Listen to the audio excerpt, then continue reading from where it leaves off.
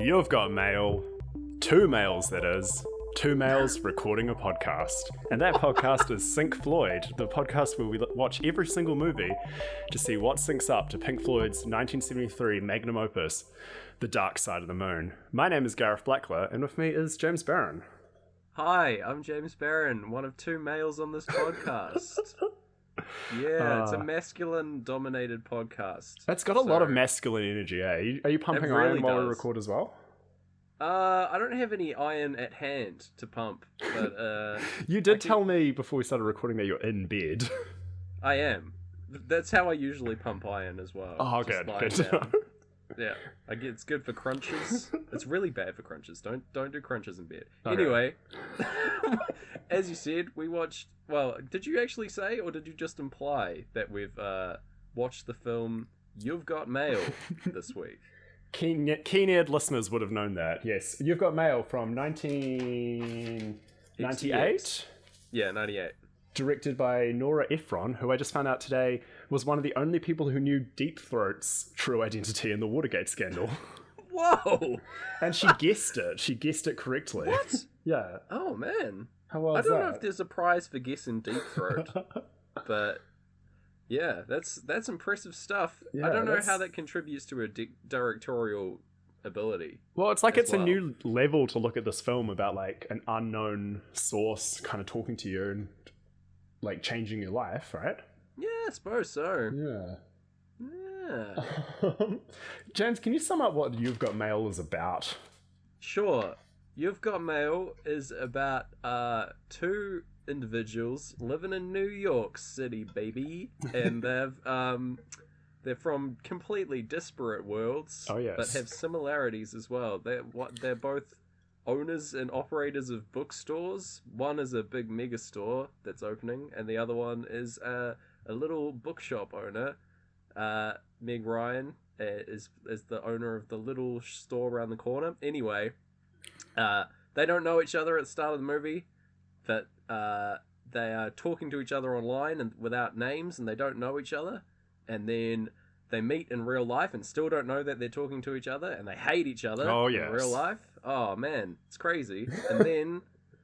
And then later on, about the midway point of the movie, they decide to meet, and Tom Hanks's character, the big megastore owner, he finds out that Meg Ryan is the person that he's been talking to, and it's not good. Oh no. He's putting her out of business. He's crushing the megastore's crushing the little bookshop, and oh man. And you think that's a dick move. Situation. He goes on the date with her. He shows up on the date anywhere with her and just razzes her for her date not showing up. Yeah. Even though he knows. I was gonna get into this, but I'm yeah, not a we fan will get into it. Of Honks. Of Hanks. Tom Hanks. No, I think his Honks. character was called Honks. Tam Honks in this movie. I'm not a big fan. But yeah, anyway, at the end, to sum it up, they eventually, through some weird social manipulation on Tom Hanks' part, they end up falling in love at the end of the movie and getting together, which is weird. Yeah, and we'll get into it. What did you think of the movie, first of all, Gareth? What are your thoughts? Oh, so I'd never seen it before. Neither. Have watched the trailer a few times, but watching it completely on mute with Pink Floyd playing, it was it had its flaws. But its flaws didn't take away from it enough. It was still a completely enjoyable, serviceable movie. Yeah, I'd say it's a solid movie. There's a big drag in it, which we'll probably get to. And Tom Hanks, amazing directorial job to make Tom Hanks a dick. Yeah, for real. The world's sweetheart, and you're making him so unlikable. Yeah, was this post Forrest Gump? 98. I think Forrest Gump was 97, right? Yeah, must have been. I don't know. I'm not going to I refuse to fact check it. No, you're in bed. The library's miles away. Yeah, man. How am I going to do it? Yeah. That's crazy. There's no bookstores near enough that I could find this information in an encyclopedia. How weird and funny and sad is it that he's running $1 million big corporate bookshop? Okay, yeah. This is one of my notes coming up. It's wildly ironic Yeah. that like the story revolves around like the internet, and then like two bookstores, like one big bookstore eclipsing the other, when like in 10 years none of this is gonna matter. Yeah. Like all bookstores are gonna be shut. Like Well, to be honest, like the little bookstore shops will do slightly better because they don't have to pay like it's true. a bigger rent and everything. But Yeah. Like I was just looking at like the amount of expense in this big bookstore and being like, this is a big financial mistake. oh yes, yeah. I wanted to like Marty McFly my way into the movie and be like, pull out! This is you're gonna lose so much money. What if Back to the Future was him just going back and like fixing financial errors? That's like I think that's what Biff does, right? Oh, well, sure, like yeah. not really. He bets on the horse races, but he like uses it for financial gain. Yeah, he's not trying to help Tim Honks in his bookstore. Tim Honks. No, he's not. We need to get into our synced experience. Yes, with the the movie. reason We're sort of people are just listening talking to about us. the movie here. Yeah. Overall thematic sync to get us going. Yes. Doesn't super align. I guess like the technology age is talked about like a little bit in the album, but not really. Like because it was 1978, right? So they had no inkling of what the internet was going to be No. at this time. It didn't even exist, as far as I know. But like, I guess like technological advancement still kicking off like late 70s. So Heck yeah. yeah, man, like Yeah. Money had a big part in it, and it has a big part in the album. that's true. Yeah, Money I Yeah. think is the good thematic sync here. That one, yeah. Yeah, I'd Love say and it's a good Money movie kind for of are in both of them, so it's a sort of Yeah. thematic sync in that. We'll take that. We'll take it. That's two themes out of a possible many. Yeah. How many That's themes sick. are in this album and in this movie? Heaps. Yeah. Heaps as. We've covered them extensively to this point. Yes. Yeah. All right, let's dive into the old movie, eh? And this movie, unlike this podcast, kicks off with such a bang. Yeah. Phew, I literally wrote down, holy shit, this intro. It's so hype. Like it's like we dive into the like CGI realm. Well, first we open like a little AOL window on a computer desktop, and then we see the world. We see geometric shapes of like planets. We zoom in over them. Breathe is blasting at this point. It's hype. And like we see New York City on the face of a little orb. Yeah. And like what is it? Like wireframe. And then that fills into some like weird 90s ass graphics. In a very like love. blocky kind of way, in the same way as the beat. Honestly, like a really cool visual aesthetic. Like Heck it's yeah. super 90s, but like also like quite cool. Yeah. Like you can I'm imagine into it. some cool DJ playing that as their backdrop now. Yeah, for sure. Absolutely. So that title sequence was done by Milton Glaser, who designed I Heart New York. Oh, that's awesome. Yeah. Yeah. No, like yeah, it's a great intro. Heck It's yeah. probably my highlight of the movie. Because it worked very well with Breathe over it, I think. Yeah, it really did. Like, actually, With take Fly- back the cool DJ. Like, Pink Floyd could play that as their backdrop for a song. Yeah. Actually, yeah, like in their live shows, Yeah. they're up in the background when they're just like doing a 35-minute solo that they've added to Breathe. I'd be into it. I'm in the crowd. I'm hype. And then, Yeah, so a mouse kind of clicks in and turns it from CGI world into real world. Yeah. And we kind of pan slowly into Meg Ryan's apartment. As soon as we get into Meg Ryan's apartment, the vocals kick in. Yeah. It's like the human side comes in to the human side of the movie. Yeah, we've seen the technological aspect. Yeah. It's all synced up there. I'm quite happy. We're like looking through the window. We see Meg Ryan's jumping around her apartment. She's got a lot of energy, this girl. Yeah, she was so great, Meg Ryan, in this. Yeah, I'd agree. I like her character, and I like her performance. She's good. How much did you relate to like her boyfriend Greg Kinnear leaves, she make sure he's completely gone, and then she just runs and sits down on the internet? Yes. I don't relate super hard, but You're not dating Greg Kinnear. Forget. I'm not at this stage. No. Greg Kinnear, if you're listening. Call me. No. Imagine Greg, this is come my here. like. Whoa. Imagine this is my call out to him. Yeah. Just through the 5th episode of a niche podcast. Here we go. Oh, yes. Yeah, so we launch into, she's like, finally he's gone and she can like do a little secret date or like check her AOL instant message. And On the Run is playing here when she's like logging in. This logging in sequence takes like a full minute. As it did in the 90s. And I am loving it. I loved there's such a nostalgic like tactile feel to old internet stuff that is so great in this movie. I love revisiting this. The old dial-up sound is an absolute nightmare. Oh yeah. But like it's one of those things that like the youth of today will never understand, Gareth. They're never gonna know what the old dial-up was like. That's such a like tiny difference that they miss out on hearing that. Yeah. But like waiting like a full minute for like a JPEG to like scan in. Yeah. You see it bits at a time. Good times. Just the top of Tom Hanks's face. Then you walk away and you're getting his eyes next. Yeah. We're loading in the poster for You've Got Mail. Yeah. She had a little run to a computer. Synced up very well with On the Run. I thought her little steps to the doodle doodle. Yeah, the little footsteppy bit. Absolutely. I thought this was a good soundtrack to the old internet. Yeah. Logging in there. And then we cut to Tom Hanks's apartment where he's hanging out with Parker Posey's character. Yes. Or Tom Hanks's character is hanging out with Parker Posey's character. That'd be weird if she was in character, he wasn't, and they still filmed it. And her little run around the house also syncs up quite well. And then she sits down on Tom Hanks's lap and gives him like a hug, and he does this like "Gwa" face. Yeah. Really like worked with the synthesizers at that point. Yeah.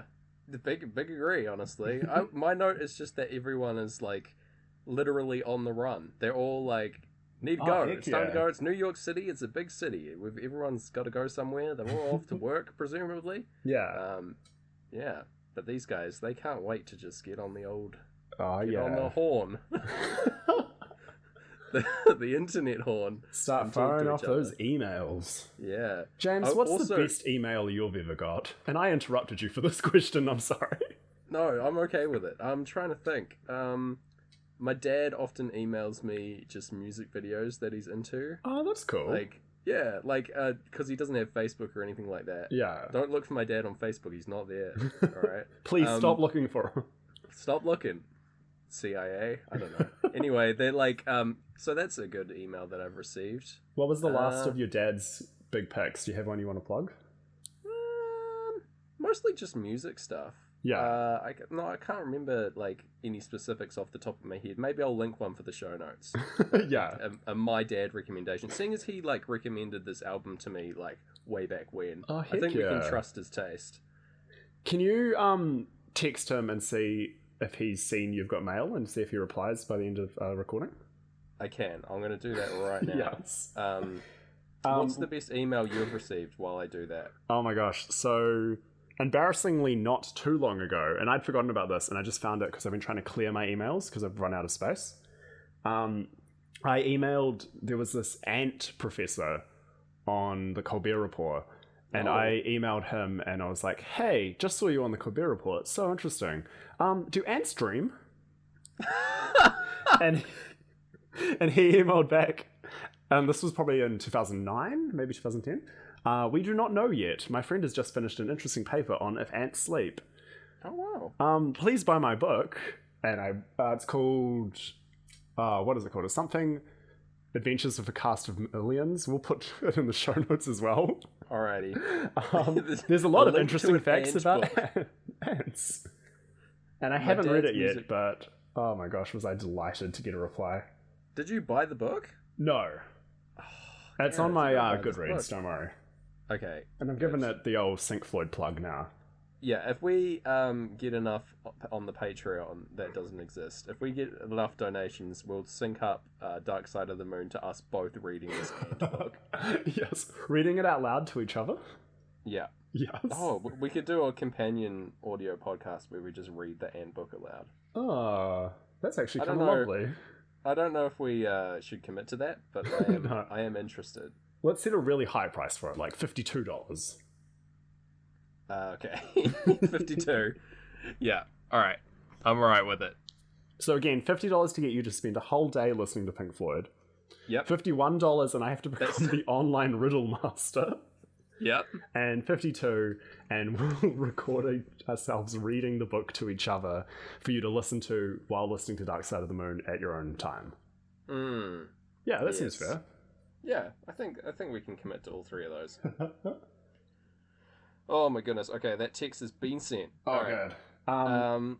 Clocks come in as people are pushing up their shop shutters as the day starts. Yeah, this is good. This is a really good sync with the clocks in time. I'm finally. This is finally synced up with something, and I'm just happy. I'm stoked about that. Like, it's been a long time coming. We had something back in Moon episode, I remember, but like. Yeah, well, the goblins last week as well. The goblins, yes. How great if the goblins just showed up at that exact same point again, and it turns out our computers are cursed. Yeah, cursed by goblins. I'm for it. Oh yeah. Yeah, I also just want to quickly note that the title of the film, You've Got Mail, has been said 3 times in the opening 7 minutes of this Whoa. Did you keep track the whole time? Yes. Good. It's said a lot of times. Oh yeah. It's said like upwards of 7 times. I noticed at one point the words you have mail are written down. Oh. And that made me a bit mad. Yeah, that would annoy me. Come on, guys. Constant branding. It's important. Heck yeah. Speaking of constant branding, we have Tom Hanks walking into his faceless grey building that will become Fox and Son Books. Yeah. And like these wowy guitars are playing in time, and it makes it look like he's about to go do some like espionage or something evil. It adds a real evil texture to the Big Bad Bookstore. He's wandering around with Dave Chappelle. Yeah. Oh, I'm stoked to see, by the way. Yeah. Dave Chappelle does a great job in this movie. And I'm a big fan. He's like, turns out to be like the runner, like he's going to run the bookstore or be like the manager or something, but he's also like a good friend of Tom Hanks' character. Yeah, I'm happy to see him. His character's a nicer guy than Tom Hanks' character. Oh, 100%. Yeah. He does like do a like weird stringing him on kind of thing later, but which is a little sus, but I don't know. I think he's probably nicer. Yeah. He is like, oh, sorry. He like gives Meg Ryan the benefit of the doubt later. Yeah. Yeah. So I guess like by the standard of how jerkish everyone involved in this Big Bad Bookstore are, he's the nicest one. Yes. Yeah. Yes. My dad has just replied to this text. Yes. He says, is that the one with the restaurant scene, or was that Sleepless in Seattle? Anyway, yes, we saw it. Please tell him there are at least 4 restaurant scenes in You've Got Mail. Okay. Alright, there are quite a few restaurant scenes. I got excited and back to there's the a movie. follow-up. There's a follow-up. He replied again, I thought it was a bit of a chick flick, but Mum liked it. Aww. So, there you go. It was clearly a date movie for them. Yeah. Back in 98. Aww. Leaving the kids at home. I'm not going to reply. I'm going to leave it at that. I'm going to leave my dad alone. That's a lovely bow on it. Yeah.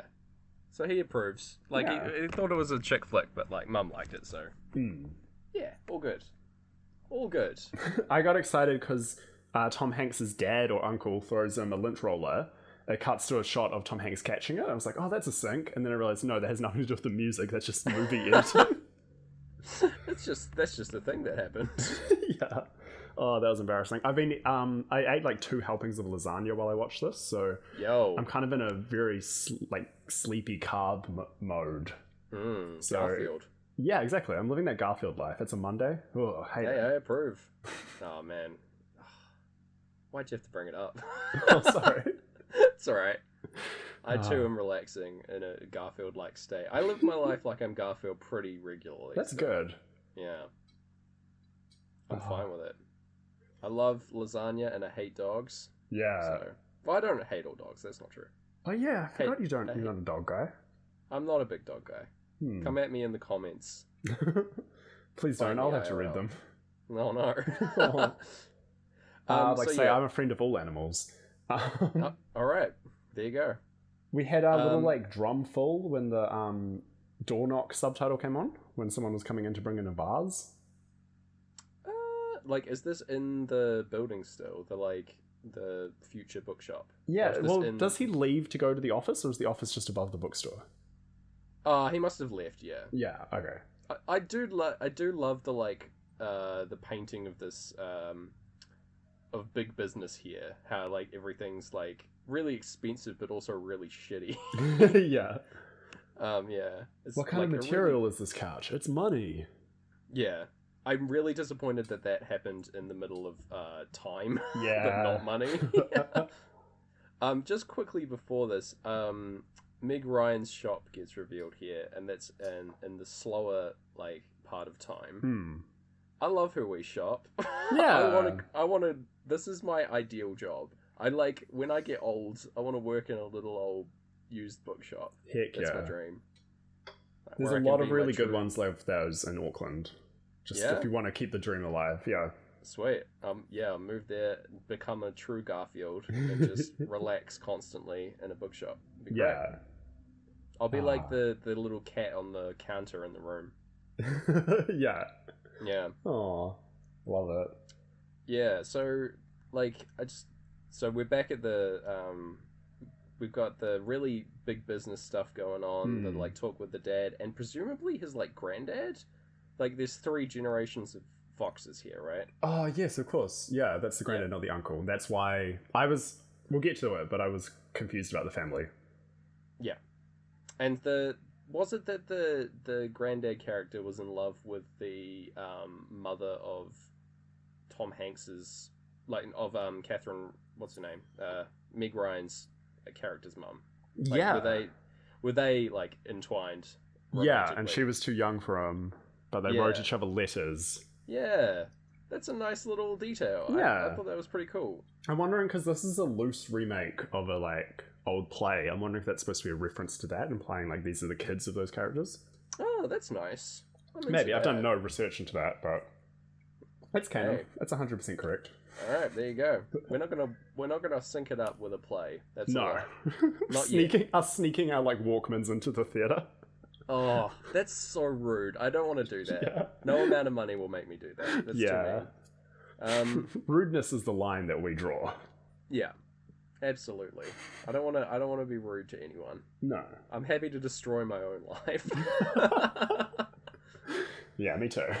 So we've got money syncing up with Meg Ryan's like lack of job satisfaction here, which is pretty good. She's like, we are introduced to, well, not introduced to. We have her current boyfriend with his 2 typewriters. Yeah. Yeah, he's great. He's a really Yeah. funny character Heck yeah. and like well written as well. I like a lot of the characters in this movie, just not Tom Hanks. Yeah. Yeah, I would have been happy Meg Ryan ending up with anyone else. Yeah. Also, money is still playing, and we get like this like really over the top line that contains the phrase "the corrupt sands of commerce." Oh, mwah. Yes, so good. I ate bet it Pink up. Floyd saw this in cinema and like, ugh, wish we chose that as a lyric. That's golden. The corrupt sands of commerce. That's my terrible Pink Floyd impression. I love it. Yeah. So yeah, after that we see Tom Hanks owns a boat in New York City. So he's rich as fuck. Heck yes. And he's got a nightmare ex-wife here, who doesn't show up again. Was that his ex-wife? I thought that was his... Wasn't that his father's new partner? Oh, is it? Yeah. Ah, okay. I didn't really put that together. She was just so like weird, and like she like kissed him when he didn't want to do that, and her friend was weird as well. The nanny? Yeah. Yeah, I was like, geez, this is a really awkward scene. But it's followed up with like a quite nice one where they're at the old Full Fate. Yeah, although the fun at the Full Fate is so scary to money. Yeah, Like I to would these agree. guitars, yeah. These parlor games take on a whole new meaning. Yeah. It's all a ruse. They're taking the money out of the pockets Oh man, yeah. for a bit of fleeting joy, eh? Ah. Pink Floyd Gross. know all about that. In fact, Dark Side of the Moon may be just an anti-Carney album. Yeah, quite likely. Hmm. Ironic that it's like their most successful album of all time. Yeah. Tom Hanks juggles kind of in sync to Money as well. Very Yeah, exciting. I love this scene in the trailer. It was so inexplicable. He just starts juggling. Yeah. Oh, that trailer, folks. Yeah, man. If you don't want to watch the movie and you just want to listen to a podcast about it, fair enough. And just watch the trailer because it covers the movie pretty succinctly, and it's also like wild. It's a great trailer. Yeah, there's a lot of scenes that like only made sense when I saw the movie, like when Steve Zahn throws down the newspaper saying that the killer was captured. Yeah, which turns out to be not that important. Oh man, that's gonna come up later in the notes. And I'm good. Okay. It's important to us, not important to the plot. Heavily important to a one James Barron. I mean, if you want to track what you think the killer's up to while these other scenes are happening, be my guest. Well, what he's up to now? He's killing people on rooftops, presumably. Yeah. Above the full fate. Oh my god. Now that adds a darkness. Heck yeah. That only money could dream of. So then Tom Hanks brings these kids into the little bookshop. Yeah, Meg's bookshop. Yeah. The shop on the corner, it's called. Thank you. Yeah. Yeah. And so they meet in person for the first time. Yes. And they're talking about how like bad Fox books are. And they think they're talking about a them, but they're actually talking about an us. And that's when us and them's playing. Nice, Perfect. nice. Very good stuff. Yeah. And I love that the kids are, like, due to, like, remarriages and stuff, these two little kids, one of them's his aunt. Yeah. Because it's his Is grandfather's daughter. I think so. Man. I hope that's great. so. Yeah. It could have just been that it's like, that they're both his kids from another marriage. If they are, he's kind of a bad dad. Yeah, I'd agree. He's a great nephew/brother, but maybe not a great dad. Yeah. I hope it's all true. I wasn't really sure in the moment. I was like, maybe this is like a bit that he's doing. And I think like me and Meg Ryan were on the same page with that. We were like, is this real? Whereas I full credit of the doubt because I just wanted it. Yeah. And the other little kid is his brother because it's his dad's new kid. Right, okay. Yeah. That actually makes a fair bit of sense. Yeah. But yeah, Tom Hanks, I just want to point out, Tom Hanks is already lying at this first meeting. Like, immediately after being, like, told, like, don't trust lying men, was what the friend said. And he just starts lying. So, fell on deaf ears. Not into it. Yeah, he's not a great guy. He sucks. Joe Fox. He does. He sucks. Ah. Yeah, so then we get the opening of Fox Books. Yes. Which, honestly, it looks great. Like, this bookstore is huge and really awesome and a huge waste of money. But, like, man, it looks cool. I would go there. Yeah, I miss a good big bookstore. Same. We had, like, Scorpio Books back in Christchurch, which is, like, still pretty good. But, like, quite small in comparison. But we used to have Borders. Borders was great. You'd spend a day there. Start on the magazines, get for them, the CDs, then the books. Man, before you know it, it's time to go. Oh yeah, I'm the reason these all went under. Oh right. I'm a real piece of shit. You just read like 6 books in a bookstore and then leave. I remember, so I had to go to tutoring after school, and so did my brother, but our tutorings weren't at the same time. Okay. So I got to like hang around at the mall. Nice. While my brother was getting tutored. Hope he's okay with me blowing up his spot that he also got tutored. Hey man, there's nothing wrong with getting tutored. Heck yeah. You just get a bit of extra learning. Yes. Yeah. And I would go and I would sit down, hide myself, get all like ensconced in the corner of the Whitcoulls bookstore, get out a Captain Underpants book, flick to the page I had been last time I was at the bookstore, continue reading. Nice. And that's how I read all the Captain Underpants books. Mate, I would live in fear of the old Flipperama at the bookstore and the Captain Underpants books. If you don't know, listeners, Captain Underpants has a feature where you like flip a page backwards and forwards really quickly and it will create like a short 2-frame animation. Yeah. But if you do that and you rip the page and you're in a bookshop, buddy. Yeah. I'm not saying that has happened to me. Yeah. it's None of happened us are to saying me. it's happened to us. Yeah. Oh no. That's a true nightmare scenario. When you're about 10 years old, that's a scary time. I met Dav Pilkey, the author of Captain Underpants, and he was lovely. Oh wow. Yeah. I bet he would be. Yeah. Oh my gosh, so nice. Especially to come up with like so many good anagrams. I feel like you'd have something to bond over, you being the online riddle master. Yeah, he was excited to meet me. He was like, the future online riddle master? He knew. Yeah. He'd done an anagram of your name and it turned into that somehow. Anyway, I just want to point out my favourite line in this movie is said by George, who's the character who works in the bookshop. He's one of the like 4 characters in Meg Ryan's bookshop. Yeah, played by Steve Zahn, right? Yeah. Yeah. Another good job. Like quite a cool character. He's sort of just like playing what he always plays, but you know. He just says the line. I couldn't hear this line obviously because I'm listening to it like really really low in the mix. But he just says, "I'm going to the nut shop where it's fun," which made me really happy. That's so good. I want to go to this fun nut shop. Yeah.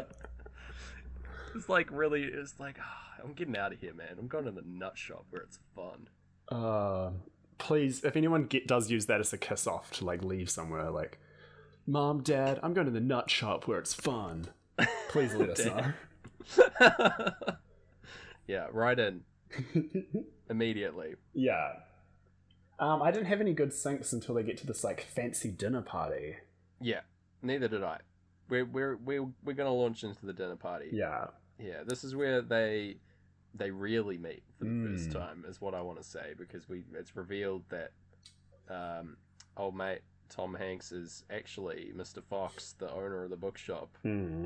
The not very fantastic Mr. Fox. No, not at all. And he's weird. He like eats, like he brings up The Godfather. Never bring up The Godfather to a girl that you're interested in. Like, pro tip, this is horrible stuff. Yeah. Like, that's like top of the list of like movies men explain to women. Yeah, it sucks. That and like Fight Club. Like, don't be that guy, man. That sucks. Yeah. And that's coming from us currently explaining You've Got Mail to you, listener. We aren't explaining it. This is like a companion piece. Yeah. Yeah. I'm not like leveraging The Godfather to like get a date. But just like, I don't know, it put a bad taste in my mouth. Just like he is about to with all that caviar. Another scene that's inexplicably in the trailer is Tom Hanks just scraping caviar.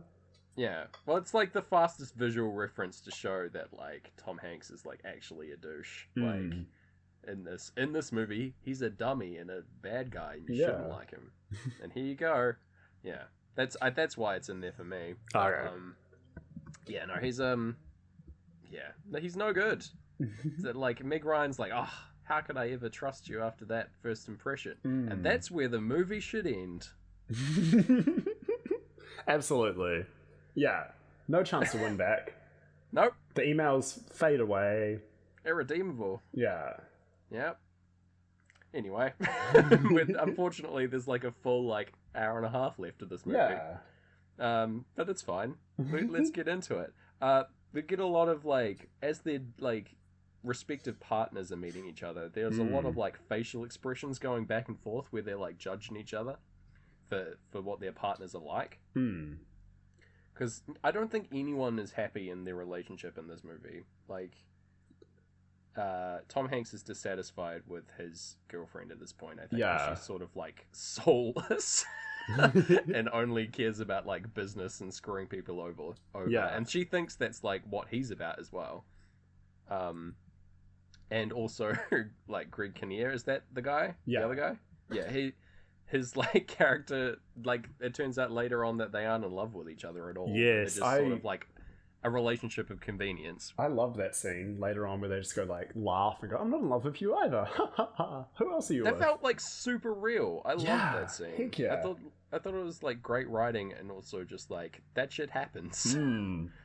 Like, yeah, it's cool. Anyway, so there's some facial expressions going back and forth as brain damage plays here, and it's pretty good. It's like they're listening along with me, and it's like, oh, like, what do you think of this? Ooh, hey, bit of wild choice in this song, isn't it? Yeah. These keyboards. I said keyboard like a narc just then, sorry.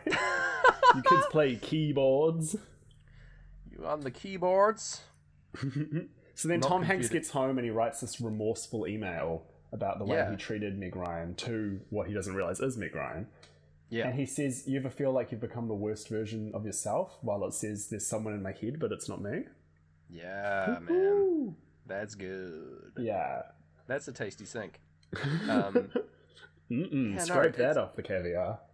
Like, the thing is, like, him saying this does not... He just is looking for someone to, like, justify his behavior. Yeah. And emailing somebody that he doesn't know. It's, like, shitty behavior. Heck Like, yeah. Yeah, come on, acknowledging that your behavior's shitty isn't no. redeeming it. You're asking for forgiveness from someone you've never met as well. Like, you're saying, like, oh, I did this shitty thing and I'm, like, dissatisfied with who I am. And he's just, like, fishing for someone to be like, it's Heck fine. yeah. Like, and I hate that. Yeah. Here's just my side of the story. Tell me I'm a Exactly. good person. Yeah. Oh. We cut to Meg and she's replying and she pauses exactly when the little sample goes, I can't think of anything to say. Yeah. And then she starts typing again after it. Yeah. Nice. Nice. Nice. Good work, You've Got Mail. Yeah, man. I'm into it.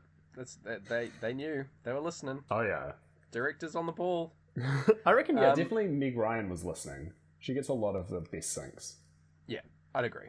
In fact, that does bring us to our favourite segment of which character do you think likes Pink Floyd the most? Greg Kinnear. Yeah, I wrote that too. Slam dunk. Slam Yeah. dunk. Absolutely. He's I reckon like... Tom Hanks bought the CD and didn't quite get it, but Greg Kinnear from day one. Yeah, he would have a first edition that he's never even listened to. Yeah. Tom Hanks's character, rather. Yeah. He just has it on one of those frames in his apartment to look cool. Here's it on his shelf. Ugh. Yeah. Whereas Gross. Greg Kinnear's with me in a record store now going like, oh, vinyl's good, eh? Yeah, absolutely. That's what he's doing. He's like trying to angle it so he can talk about his typewriter. Yeah. I've met that guy. Like, that guy is always at a record store. So Yeah. there you go. Oh. This is the sequence now when they're like, sort of trying to avoid each other, running into each other all the time. There's a great guy here, and the sequence where he weirdly like angles the cashier into accepting a credit card by telling a knock knock joke. Yeah, the knock knock syncs with a heartbeat sound as well. That's good. Very It's like exciting. the end of the album, right? Or Yeah. like, yeah. Yeah. No, the start of playthrough 2. Yeah. But yeah, like, how does that knock knock joke work? It like charms the cashier somehow. That sucks. Oh, it's just rewarding his shitty behavior because now he's being rude to someone who like is really just doing their job, working in the cash only line, and saying she has to pay with cash. Yeah. Yeah. I love this. She has no cash, man. Yeah, she has no cash, and then the lady behind, she has no Yes. cash. I was loving that. Yes. Reminded me a lot of the guy in I can't remember his name. He's in Friends. He talks about tartlets. He's a like really good comedic actor from the 90s. Like, Okay. man, it'll come to me. Oh yeah, Isn't I it- think I know who you mean. Is it Oh my gosh, we've just both had our minds erased of this person's Yeah. name. John Lovitz. Yes, that's him. Yes. Yeah, I'm John having a Lovitz. wonderful time. Yes. I thought briefly that this was John Lovitz, or like it could have been played very well by him. Yeah. A good cameo spot for him. Hmm. Same kind of vibe. I would have, and see, we got the less good version. John Likitz. Oh no, this poor man. He's trying to make it as an actor. In Is the next scene 1998. Christmas? Like when they were Yes. setting up for Christmas? Yes. Yeah. So we get a shot of Tom Hanks's aunt, the child, singing "Tomorrow" from Annie, and then we cut to the bookstore singing a song that was called like "All the Instruments." Oh, really? Something like that. Just real quick, that little girl singing, she's singing from Annie. I wrote that this is an anti-sync with Breathe. Yes. Because Breathe is like the instrumental is playing and she's singing away, and I'm hearing none of the singing. As soon as she stops singing, the vocal starts. Whoa. And I'm like, damn it. I'm really excited for when we get a film that anti-syncs so hard that we have to give it like a 9. Yeah. That's going to be so good. Sync. Yeah. Maybe that's what's been happening this whole time. And there's like been a lot of this, a lot more. But it's a lot harder to notice. Yeah. Your brain's not set up to... Your brain is set up to find pattern. Yeah. It's not set up to find the opposite of pattern. Yeah, the lack of a pattern. The chaos. This is what we'll get to, like... Down the line, though, we'll get so good at pattern that we have to find... It's so natural for us that we start looking for anti-pattern. Ah, yes. Our brains will have evolved. Yeah. Our faces will cover in hair everywhere except for our eyebrows and beards. Like true Pink Floyd fans. Yeah. I hate all these fake fans that have normal hairless faces. You have to become Wookiee-like. Yeah. To fully appreciate it, the album. But yeah, none of these songs synced. You are. Yeah. So this, they're like singing around the piano. They didn't sync up at all. But is it a thing in America to sing around the piano at Christmas time / It must Thanksgiving? Be. Yeah. I'm into it. I want that to be a thing here. Aww. I play the piano, and I think it would be fun. You could just be... I guess that's what the guys who bring their guitars to parties are trying to always do. Where you start just lugging your full piano to a party. I think that's more acceptable at Christmas time, I suppose. But, like, I don't want to be the like, piano party guy. That sucks. What about me with my no musical ability just bringing, like, Christmas bells to a party and trying to get a sing-along happening? Just bells? Yeah. I love it. I'm on board. You're the bells guy. Yeah. Oh, well. You guys recognize the speed? Come on. Jingle bells. No one's going to be as bad as... I went to a party once where somebody bought their pet rat inside their hoodie. Yeah. That sucked. Wasn't that my birthday party? Was it? It might have been. Yeah. It wasn't good. If not, it was the same guy. Yeah. Who brought his pet rat. And I remember my mum finding out...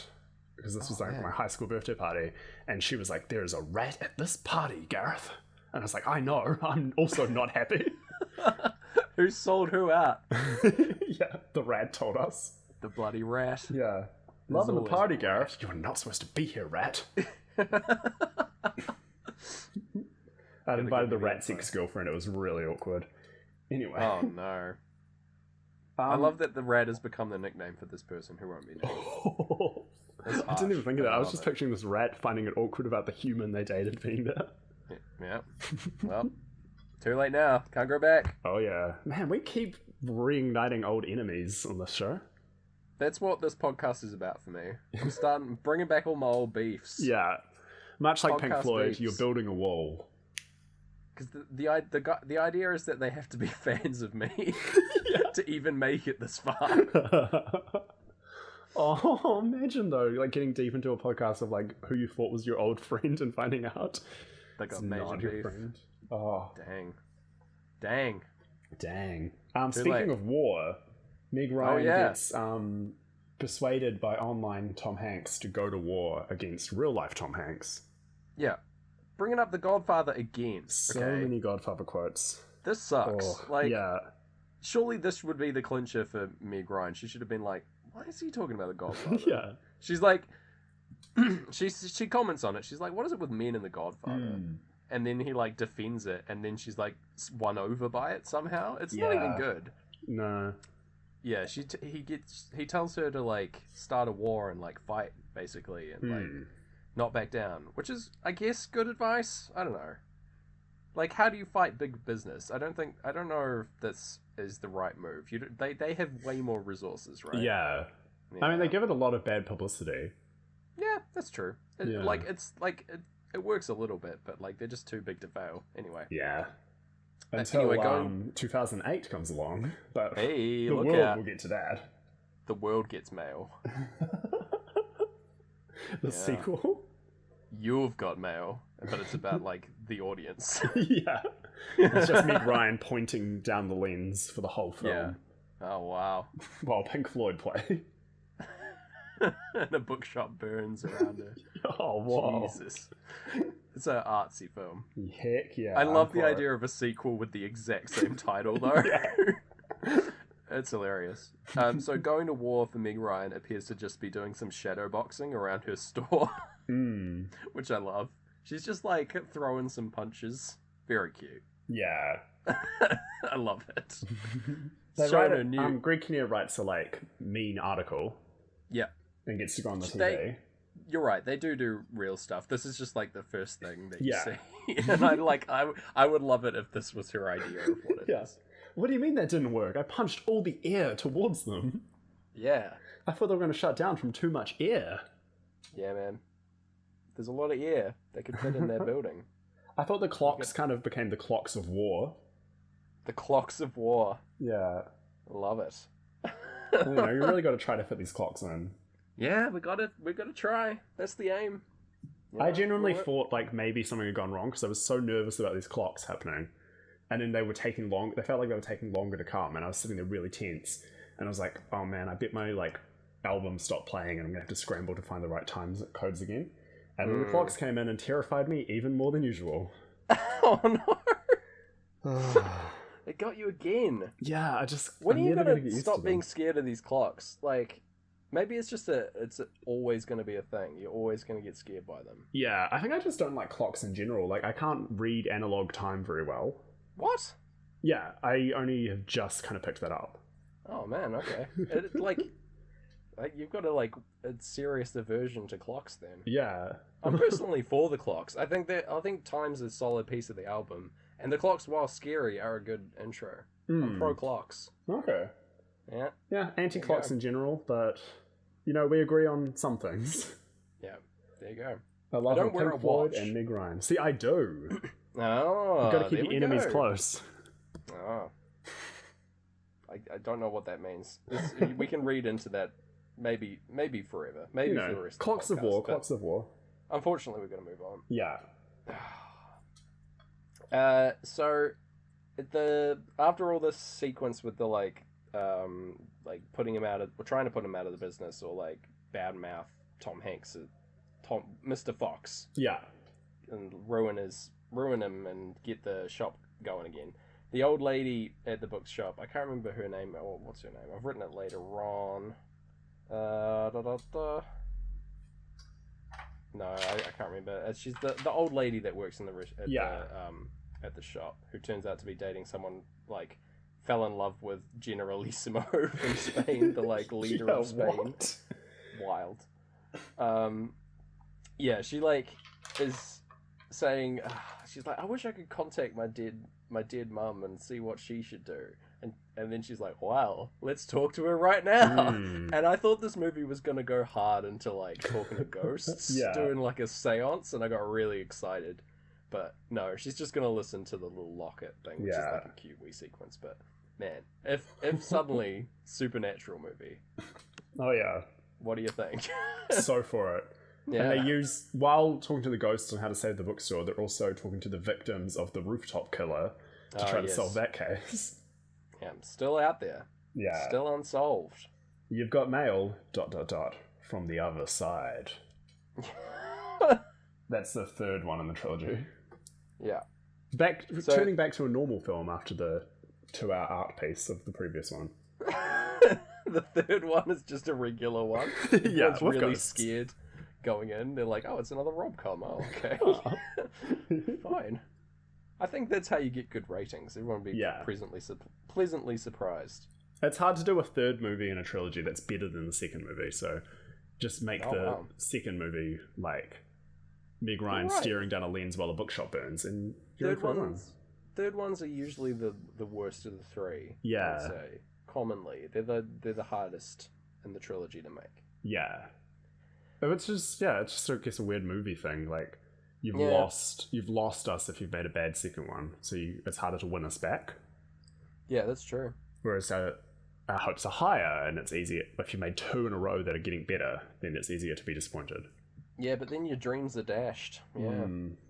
Oh well. So they're going to meet each other for the first time now. Great Gig in the Sky is playing, and it's really building up the tension. We've got the vocal playing as like Chappelle and Tom Hanks are walking together. Yeah. Towards the date, and I'm getting excited. that they're gonna like figure it out.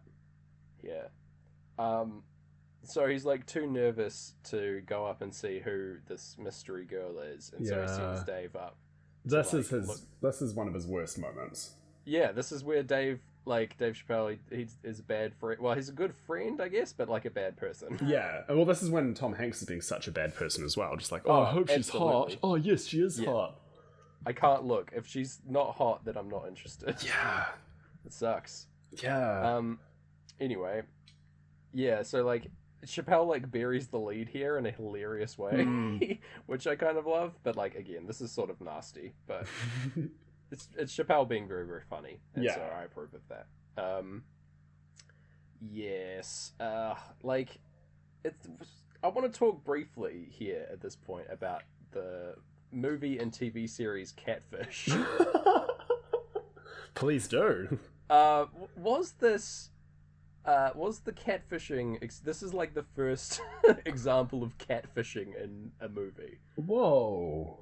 I want to say. Heck yeah. Unless the people were doing it through like the postal service or the phone. Over the phone? Yeah. Maybe. I would say that this is like the first like movie catfishing. Yeah, wow. I could be wrong. I feel like there might be a movie from like the 60s or something where this happens. But anyway. Yeah, catfish, if you don't know, is where people meet people online, and they're to be catfished is to be fooled into thinking that someone is someone else. They aren't who they say they are. So, and it's often in a romantic sense as well. Yeah, it's people falling in love with people online. It's loosely based on You've Got Mail, but it's a real thing. Yeah. Anyway, it's quite an interesting thing. Heck yeah. Weirdly made MTV reality show, but you know, a lot of shots of a guy filming a guy, and you're like, hang on, there's another camera here. Why isn't that camera just filming the guy? Yep. Yeah. They weirdly make like the cameraman friend like a character in the show. Yeah. For no good reason other than him just being a friend. Anyway. I've buried the lead enough now, like, that we can get back. I've done my Dave Chappelle job. I was just going to say, though, if this film was made 10 years ago, it would feel more dated than it does now. Like, if they were like, yeah, we met on MySpace, it would feel weirder than, oh, we sent each other email on the early version of email. I guess so. I guess it would be weirder. Or, yeah. I don't know. Like, it's online dating has become so normalized since this movie has come out. Yeah. Like, it's definitely interesting. I would love to see a remake of this movie and to see what the differences are. I think it's prime for a remake. You've got to do it well, because if it's just like, we met online and we don't know each other, all the friend characters will be like, so? Yeah, whatever. Yeah. But like, it could be done really well. I think this is like ripe for a good remake, where like you could have some interesting tension here. What if, right, they both meet on a deep faking forum? Whoa! Deep faking, they've in the video chat, but they're both deep faking as Tom Hanks and Meg Ryan. And then when they meet in person, it turns out the Meg Ryan deepfake was actually the actor Tom Hanks, and vice versa. Jeez. They're like wearing those like Scanner Darkly suits that change their identity in real life. Have you seen that movie? No, I want to. Oh man, maybe later. Yeah, they like, there's like a full suit that you wear that means it like constantly shifts your facial expressions or your facial features, so no one knows who you are. I've seen GIFs of that. Yeah, it's pretty cool. It's a good movie, honestly. Check it out. Yeah, the director's amazing. Is it? I don't know the director. I think it's Richard Linklater, who made like the Before trilogy and also School of Rock. Sweet. There you go. Fair enough. That's a fair reaction to School of Rock. No, you keep cutting out, honestly. That's the only reason I reacted the way I did. Anyway, we need to get back to it. Yes. That's because I mentioned deep fakes, and now someone's hacked our line to make sure we're not doing any. Oh, my mind's been hacked. Yeah, the deep fakers, they're in there. So the softer parts of Great Gig in the Sky sync up with him actually seeing Meg Ryan. Mm-hmm. And then money kicks in. This old Big Money Hanks enters. Big Money Hanks. Yeah, he's like strutting on in his coat and tux, or coat and suit. To some like boom, boom, boom. Yep. Honestly, this sequence is worse than standing someone up. Yes. Oh my god, this is the worst thing. This is incredibly fucked up that he does this. Yeah. Just teases her for having genuine feelings. Just Yeah. because he now has this quote-unquote upper hand, although he already has an upper hand because he's crushing her small business. Yeah, it's but she was mean to disgusting. him. He's like asserting his dominance over her like even more than she could possibly realize, and it's just gross. Yeah. But she does say the word cash register, and we hear a cash register, so... Yeah, I wrote that note as well. Yeah. There's also just a fair bit of, like, anti-consumerism talk. She, like, basically says what she's been wanting to say to him the entire time, like, about how he's being, like, such a dick. She, like, calls him out on it, and then he's like, oh... He's, like, all defeated and goes home, like, all upset or whatever. But, like, I cannot feel sympathy for him here. He was being such a jerk. Absolutely. Oh, my God. Yeah, she checks a mail, says no mail. Yeah. And a little sad face.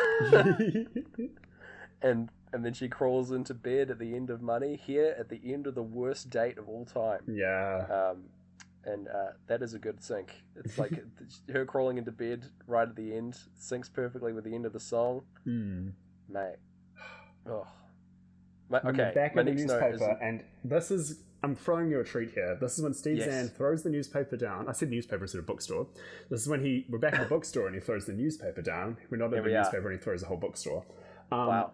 And it says rooftop killer captured. And it happens in beat. So there you go. There's the premise of the podcast. James, do you want to talk about this? I sure do. Okay. I think that there is a read on this movie where Tom Hanks is actually the rooftop killer.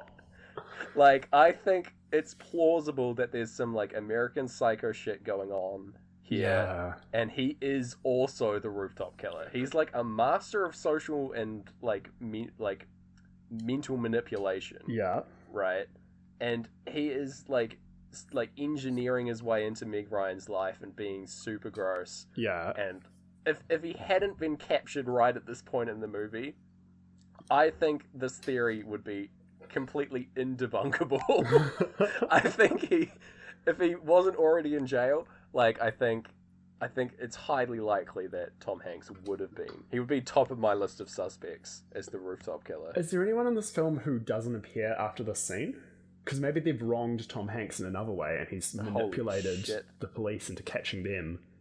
I want to say George disappears here, the guy who throws the newspaper down, but I could be wrong about that. And also he couldn't have thrown the newspaper down and have been captured. Yeah, that's true. Maybe it's just a subplot that we don't get to see. It is. It's sort of irrelevant. It's like played for laughs, right? Like, it's like, oh, your date could be this murderer. Oh, he could be anyone. But, like, he could be Tom Hanks. It was someone, like, at Starbucks who, like, wronged him. And so he did a cheeky murder on the way home and got the Starbucks guy to show up at exactly the wrong time. Yeah, there's a whole side plot because the bookstore is also ruining it for coffee businesses, and so the Starbucks people are also getting fucked over by this new bookstore. It's just it happens off screen. So you never know. You've got murder. It's just like, I reckon that you could cut this movie together in a way that it seems that Tom Hanks is the murderer. Heck yeah! In fact, this is just one. I don't know if you've watched You on Netflix. But this is just one voiceover, like, Dex, you noticed that I sent an email.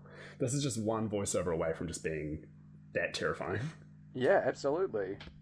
It kind of is. Like, it's gross. Like, it's a bad character that makes, I don't know, maybe it's wishful thinking that I want him to also be a murderer. But anyway. You just want him to be in jail for doing officially murders, but mainly just being a jerk. Yeah, mainly for being a terrible man. Hey James, what's your next sync? Alright, fair enough. That's enough of that. No, I'm for it. Yeah, no. Anyway, Tom Hanks, he's avoiding his computer. Like, he's avoiding talking to Meg Ryan. This is a cool shot. He's, like, walking backwards and forwards across the little hallway bit in front of, like, framed in the hallway in front of his computer. Going from, like, one side to the other and then reappearing. He's like, it's a nice little, like, time-lapsey thing. And this syncs really well with the whole short, sharp shock vocal section, like that perfectly aligns. Like the start of that section of him walking around and the end of it is like when he goes back to his computer. Yeah, nice. It's nice. And then so that's us versus them is when he's sending his apology email, which we've already... Oh no, we haven't dissed this one, but also pretty manipulative. Is when he's kind of like recognizing, even though he's discovered she's them, it's still us. Like, yeah, there's something to... There's still the person that I was falling for. Maybe I should be somewhat nice. Yeah. No Ugh. good. Also, someone needs to tell him that he can hold down the backspace key. Instead of tap, tap, tap, tap, tap, tap, tap. Yeah, he like taps it like 1,000 times to delete like 2 full like lines of text. Yeah. Come on, man. Or just highlight your text and delete it. Yeah, I know it's early internet time, but step it up. Yeah. Mate. So Birdie was the name of the old lady character. Nice. She reappears here. It's like high tea at her house, where the decision's been made to close the business, close the little bookshop. It's really sad. Yeah. Any Color You Like is playing over this scene, and it's like quite a nice background soothing song. For tea it's at good Birdie's having house. tea one. This is where she like reveals that she like was in love with the general of Spain. Yeah, this sounds like a plotline we would make up and try to chuck into this film. But it reminds me a lot of the like cancer reveal in The Room, and that it comes out of nowhere. It's great. Yeah, I'm positive about it. And then that like reveal leads to Greg Kinnear and Meg Ryan's very amicable breakup. Yeah. Where he's like, I could not date someone who didn't politically believe in me. And then she's like, I didn't vote. And then walks out of the cinema. Yeah. And then it cuts to them in a cafe where they continue their conversation exactly from where they left off, meaning they just silently walked into that cafe and then had their like big conversation. Yep. I'm quickly want to double back and say that they're bloody talking in a movie, and I can't stand movie talkers. Yeah. It's the worst. Although Greg Kinnear does point out that it's only the trailers. It's the ads. I get it. But come on, guys. We're all in the same cinema. Yeah. Some people want to watch these ads. I want to see what this talking hot dog has to say. All right? Anyway, I'm glad he gets dumped. But, yeah, their breakup is really nice. I think this is, honestly a really good scene in a romantic comedy movie to have. I think if this hasn't been done before, it's nice. It's a cool scene. Heck yeah. Yeah. There's a similar scene in Someone Great, the Netflix rom-com with the amazing soundtrack. And it was my favourite scene in that film. Ah, sweet. There you go. I think I just love happy breakups. Hey man, that's a good way. It's a good way to break up with someone. it's a shit situation, and like if you can break up amicably, I think that's quite rare. Yeah. It's good when it happens. And if you can play Pink Floyd while it's happening, let us know. Yeah. Oh, please don't. Don't do that. Yeah, don't do that. No, that's not advice that I'm willing to give. Pink Floyd's for happy times. Yeah, well, actually, no, it's like quite a sad album, but anyway. Yeah, Pink Floyd's only for if you're getting the team together to stop a dreadlocked terrorist, cheating on your future husband, lost in a labyrinth, alone with your clone on the moon, or getting mail. Those are the those are the only times at the moment so far you can play this album. Yes. So yeah, I just love that they're really chill with each other. It's good. It's a good scene. And then he like moves out. He's like getting in the taxi cab and going away with 2 typewriters. Yeah. He's like carrying one, and then I think you can see the other one in the cab, which I love. That's really cool. Yeah, it's just quite a sad end to the second play of the album here. Like Brain Damage was playing over that scene at the end, and then like we've got. This is when she walks into the big bookstore. Yeah, she's wandering around like the fucking city that destroyed her. You're like, it's rough stuff, and like the fucking shop person, the like little clerk, doesn't know what he's talking about. He can't help anyone, and she's helping them and crying. Yeah, but that clerk is a young Chris Messina. Chris Messina? Yeah, or Messina or something. There's an actor who I thoroughly enjoy. Oh. He was in Sharp Objects. He was in The Mindy Project. Oh, wow. Yeah. He was recently in Birds of Prey, which Oh, yep. I didn't recognize him in that, which was weird that I recognized him in this. And you've got mail. What a good guy. Yeah, shout out to you, Chris. Same name as the guy who invented the vocoder that Bon Iver used. Oh, wow. But sadly not the same person, because that would be amazing. It would be. Wow. That would get this one more sync star, simply because... Just because of music. that? Yeah. All right. Hey, I don't make the rules for sync stars. I should, though. We get a little... Have you got anything until On the Run? Anything in Listen and Breathe? No, I don't think so. I've got, like... Neither. My next thing is about the elevator. Oh, okay. Does that happen before or after the dream Oh, ballet? no, that is in Breathe, actually, the cool. elevator thing. Yeah. Yeah, so they get trapped in the elevator, and Breathe is playing over. Like, it's a serene song, but it's so scary. Have you ever been trapped in an elevator, Gareth? Yeah, I got trapped in the Sydney Sky Towers elevator. Oh, wow. That sucked. Yeah. But actually just last year, my friend and I were walking into an elevator, and she was like, oh no, let's take the stairs. And I was like, yeah, good idea. We got out, by the time we got to the bottom of the stairs, we found out there'd been a power cut, and we would have been stuck in that elevator. Whoa. How good is that, right? The elevator near miss. Yeah. Oh, lucky. How about you?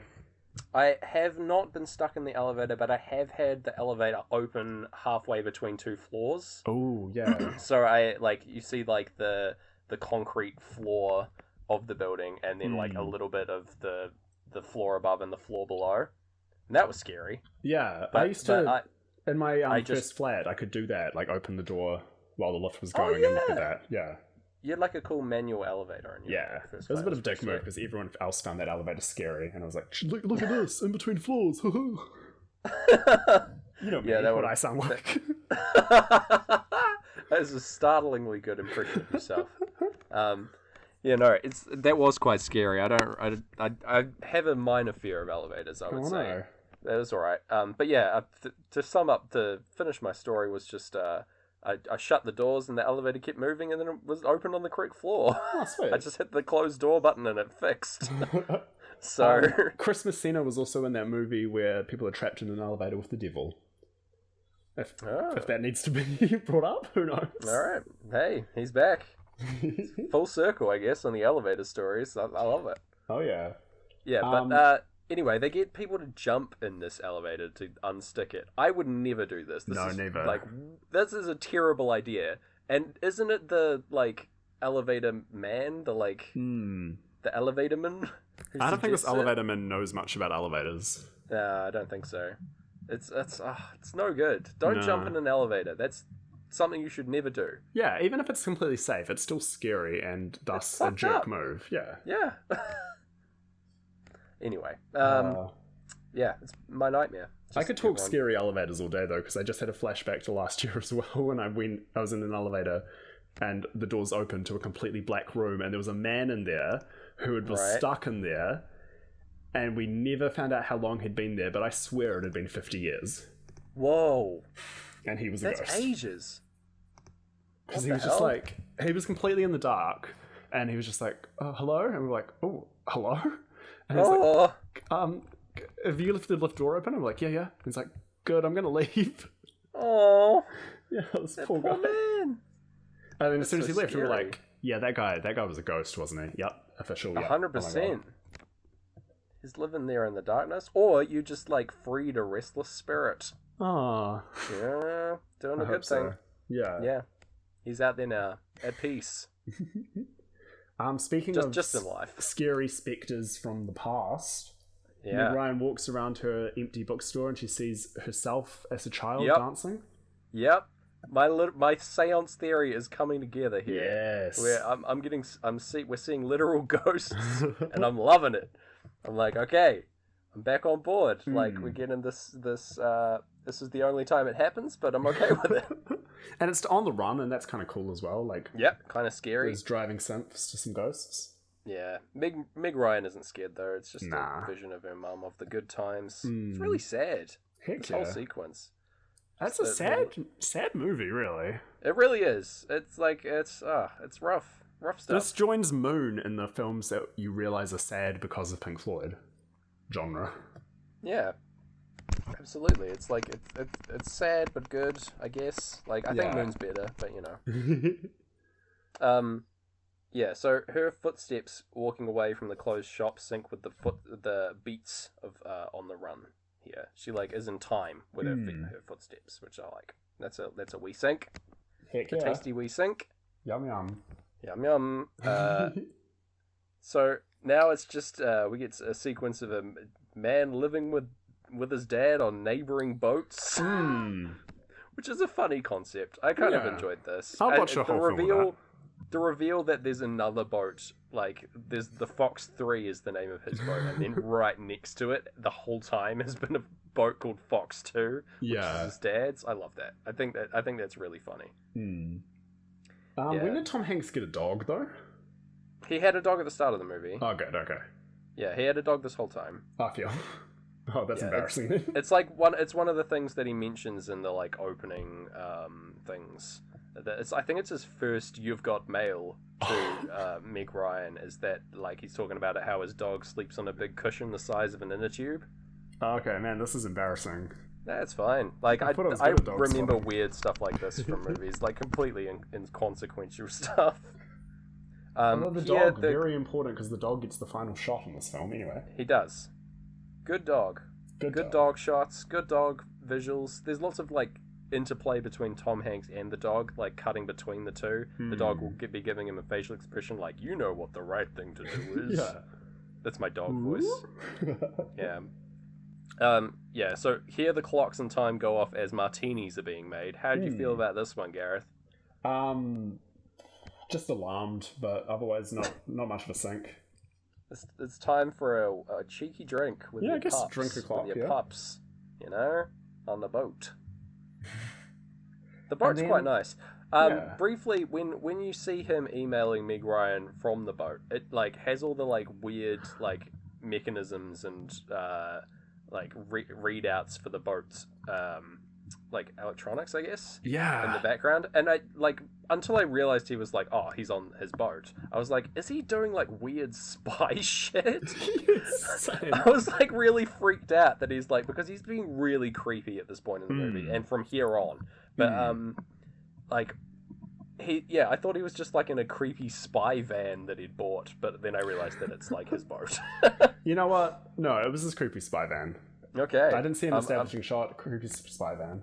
Yeah. I want to note from this point in the movie, we get Tom Hanks like trying to seduce Meg Ryan's character and like involve himself in her life, even though he knows that he is this like date over her and is keeping that secret and refuses to tell her until the end of the movie. Yeah. Which is fucked. It's fucked. Yeah. It's like complete emotional manipulation in the worst possible way.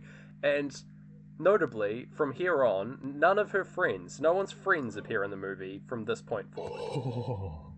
Because the classic red flag when your friends... Yeah. Because if a friend appeared in the movie, they would say, what the hell are you doing? Yes. This is a terrible, terrible idea. Oh you my know? gosh. Zero friends. This is really weird because like I've mentioned already, I'm not a huge fan of the show You, but this is making me a fan of the show You because it's finally showing how creepy like the men in rom-coms are. Yeah, man. There you go. Ugh. Scary stuff. Like it's so they're like she's at like her lowest point, right? Which is where her friends would be showing up to like give their advice, give her assistance. It never happens. It's only Tom Hanks that is the rooftop killer's got them. Yeah, exactly. He's killed them all. He's also apparently murdered Pink Floyd because I'm getting no syncs. Yeah, man. There's no syncs for the entire part of this movie, and that made me even more scared.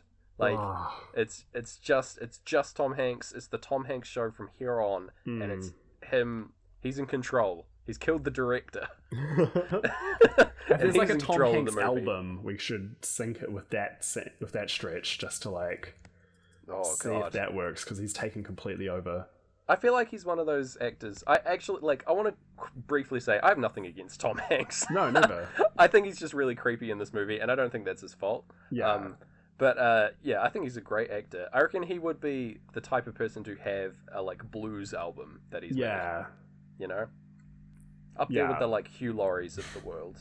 Or like Steve Martin's banjos and stuff. Yeah, exactly. I reckon he's that kind of type. Tom Hanks on the harmonica or something.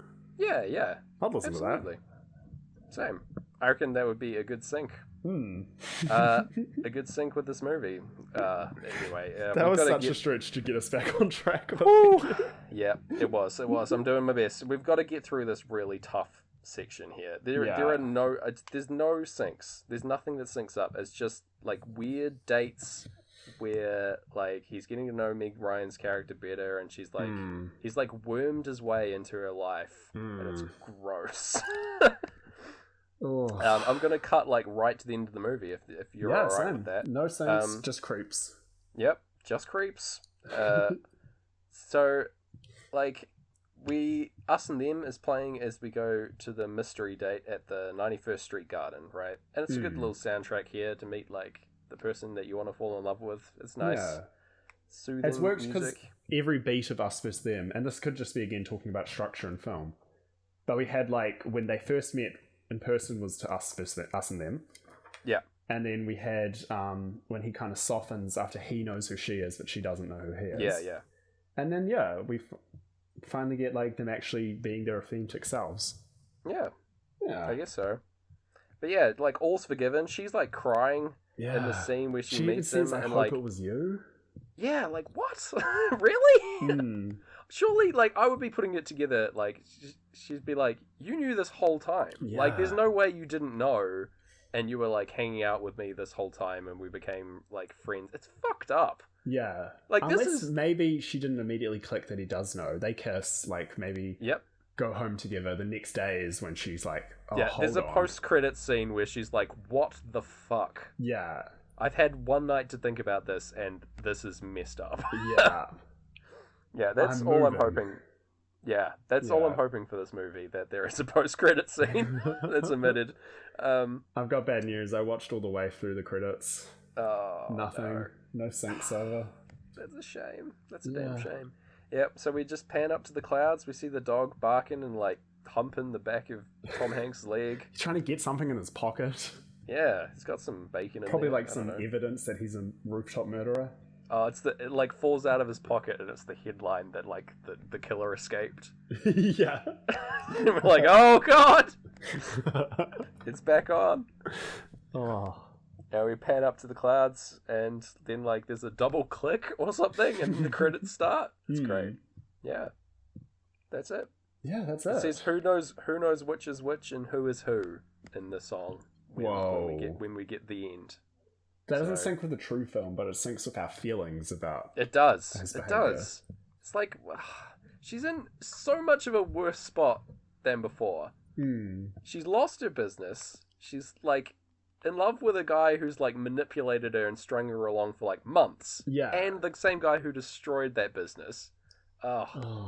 She's like out of a relationship with someone who like she wasn't in love with, but like was a decent guy, and like they were hanging out together, paying the rent together in New York City. It's tough. Yeah. Like, man.